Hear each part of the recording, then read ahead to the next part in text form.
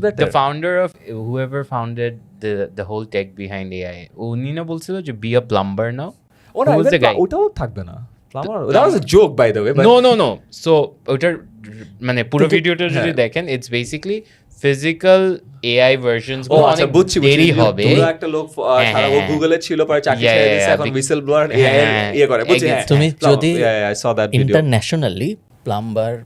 বাস driver এগুলো তো normal profession normal high paid normal profession like তোমার বাবা প্লাম্বার নাইস বাংলাদেশের সোসাইটাল কনটেক্সটে তোমার এআই চলে আসছে আমি কিছু করতে পারতেছি না আমি প্লাম্বার হবো এখন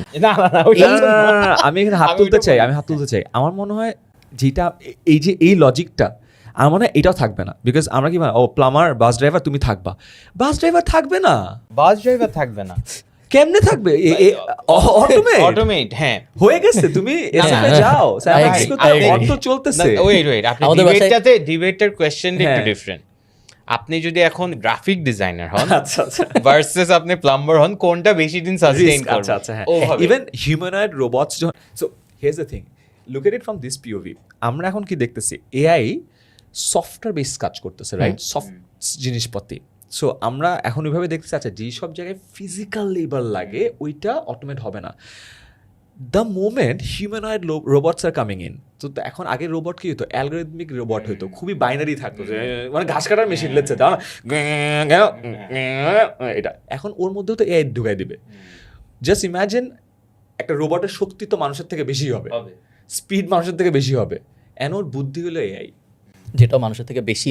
two some extent PhD level বুদ্ধি ফানিয়েস্ট জিনিস আমি যখন এগুলো নিয়ে কথা হচ্ছিল আই ওয়াজ লাইক মেবি আমি এমন একটা স্কিল জানি মানে হোস্টিং যেটা কখনো রিপ্লেস হবে না কাট টু আমি একটা এরকম ইভেন্টে দেখি কনসার্টে যেখানে এআই ওয়াজ দ্য হোস্ট কোনো ব্যাপারই না আমার এত আইডেন্টিটি ক্রাইসিস হয়েছে because they replaced me with a voice with a voice and just চিন্তা কর ওইটার জায়গায় তোর জায়গায় একটা সুন্দর মানুষও আসবে ওর তো একটা রোবট আছে এটা দেখার জন্য তো মানুষ থাকবে রাইট সো